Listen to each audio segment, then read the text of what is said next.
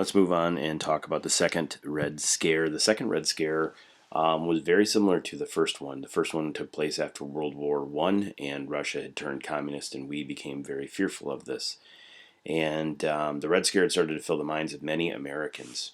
The Truman administration had a tendency to see a communist conspiracy behind civil wars that were taking place in Europe and Asia, and this led them to believe that communist conspirators and spies had infiltrated the U.S., including our government agencies like the Department of State, Department of Defense, those type of things. Now, this was further exonerated when you find out that there are actual Russian spies in the country. So, looking at American security and American civil rights, something's going to have to take a hit. And the Loyalty Review Board, this was created under the pressure from the Republicans. Truman set up investigations of more than 3 million employees that were part of the federal government. As a result, thousands of individuals lost their jobs in a probe that went on from 1947 to 1951. Were all these people communist? Not necessarily. The problem was is they were actually finding out other issues, like people were receiving bribes and not paying their taxes, and so all of a sudden, if you might not have been a communist, but you might have actually been thrown in jail for other things that you were doing, and because of this investigations, you lost your job. Now, leaders of the American Communist Party were jailed for advocating the overthrow of the United States government. Now, in theory, you can join the American Communist Party. You can join it because you have the right to assemble. However, you could not work for the government and do that. The Supreme Court actually upheld the constitutionality of the Smith Act, which made it illegal to advocate or encourage the overthrow of the government by force, or belong to an organization with this objective. So at this point in time, they're starting to make it where it is basically illegal to be an open communist in the country. They then passed the McCarran Internal Security Act in 1950. This was over Truman's veto. Truman did not want this, but again, Republican Congress, they kind of did their own thing and passed this act, which did the following. It made it unlawful to advocate or support the establishment of a totalitarian government, meaning you could not be in support of Russia at all. It also restricted the employment and travel of those joining Communist Front organizations. So what that meant is if you were a part of a communist organization or you were traveling for them, then you were not able to be hired, and in theory you couldn't travel at all. They would basically try to monitor you. And this authorized the creation of detention camps for collaborators. Now, again, don't think death camps, but basically think of like prison.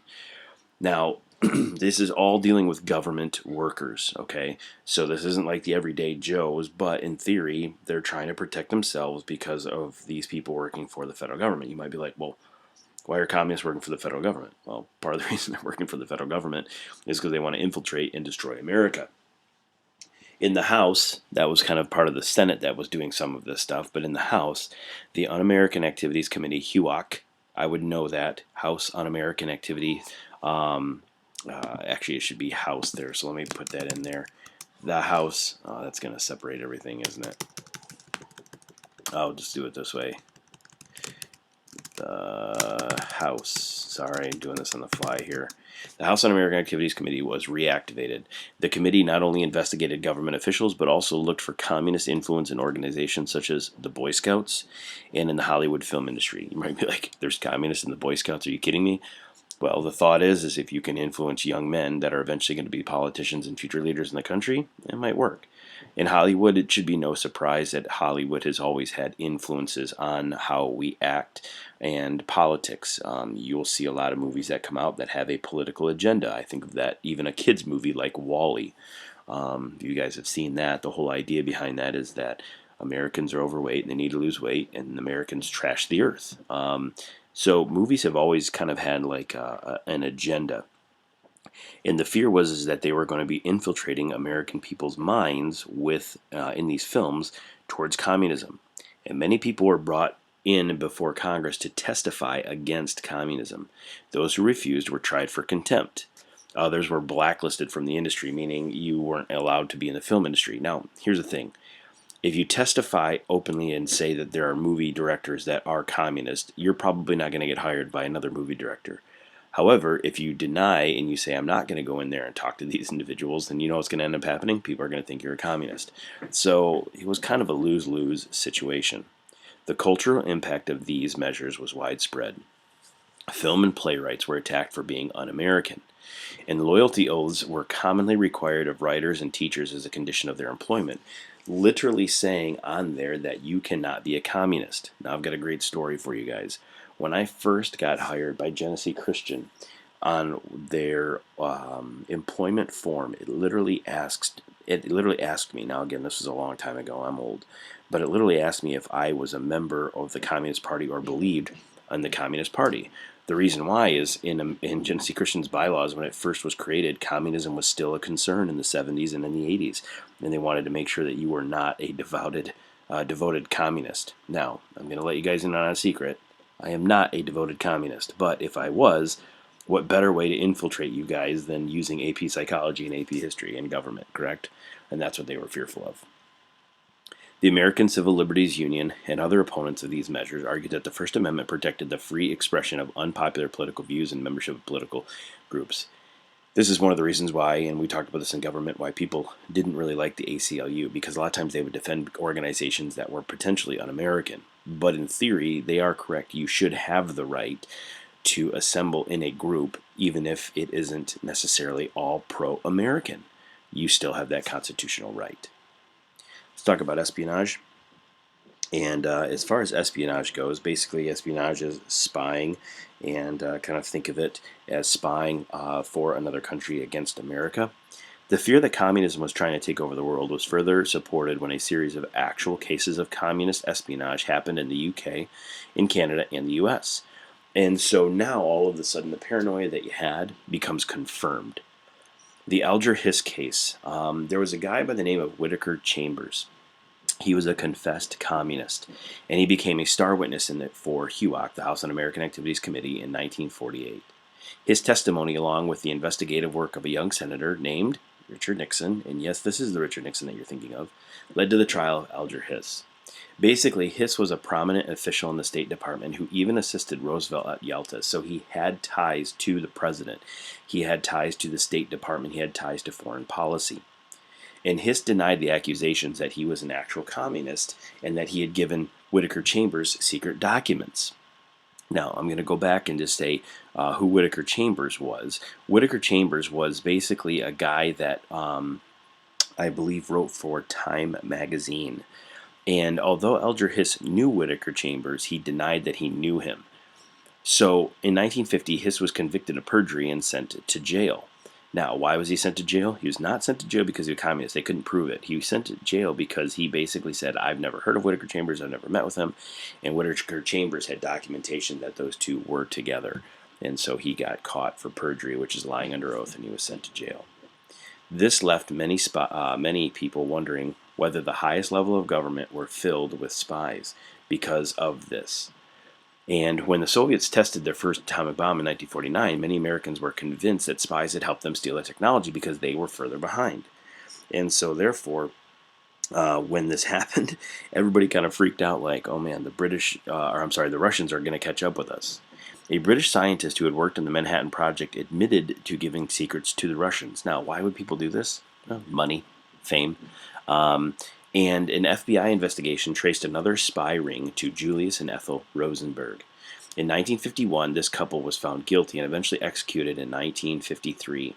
Main reason, they were selling secrets of the atomic bomb and the hydrogen bomb to the Russians, and they got caught.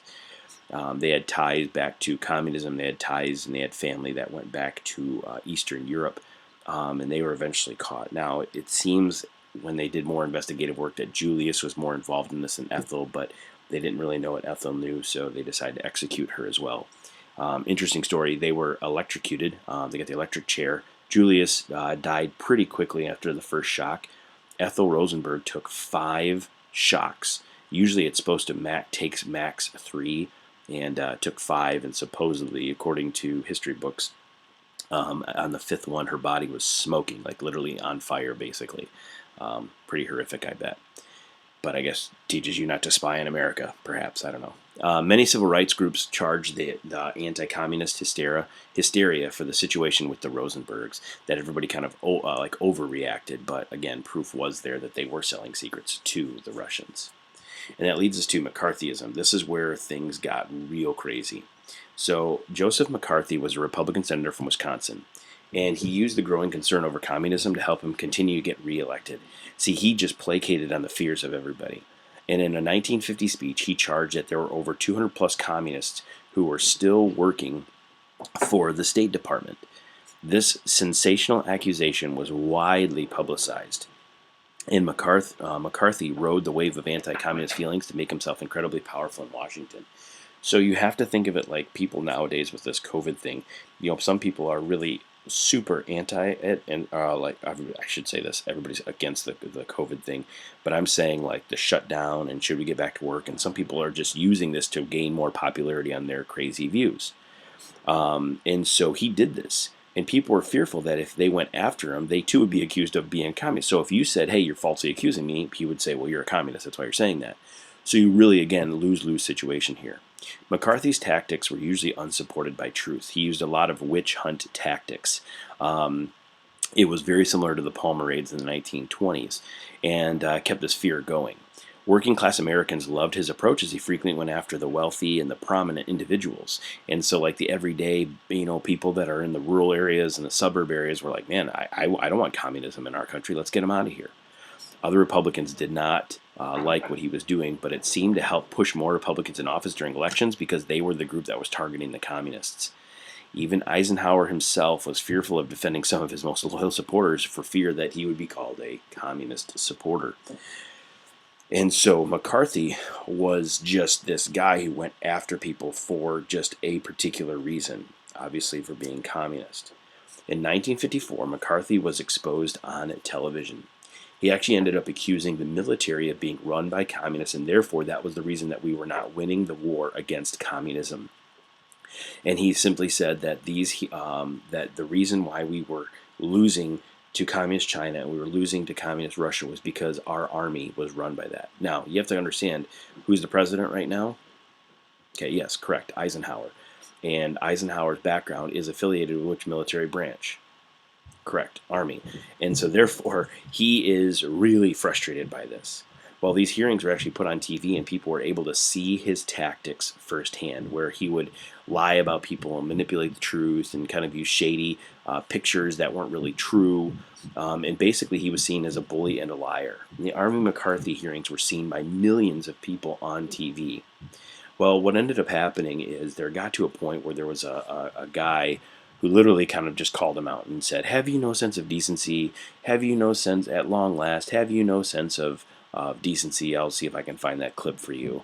Because McCarthy just was trying to be popular, and he took something that was a hot button issue and just ran with it. Well, eventually people found out that he was lying about this stuff, and McCarthy was eventually censured. And what that means is basically you have to finish out your Senate term, and you can't say anything, you can't vote, but you still have to show up. It's kind of like a cone of shame. And McCarthy died 3 years after that. A lot of people believe he died of the stress of lying and trying to protect himself. Letter E, the legacy of Truman. Truman was ready to retire to his own private life in Missouri, where he was from. A move he funnily called a promotion. Now, Republicans blamed him for the mess in Washington and communism growing. And historians have been way more kind to him and his policies. Overall, we would say that President Truman was a pretty good president. I guarantee you, if you looked at most lists, he'd probably be in the upper third as far as ranking of presidents with all of the things he had to deal with. Again, the biggest thing that he was having to deal with was fighting the Senate and the House most of the time. All right, we will stop there.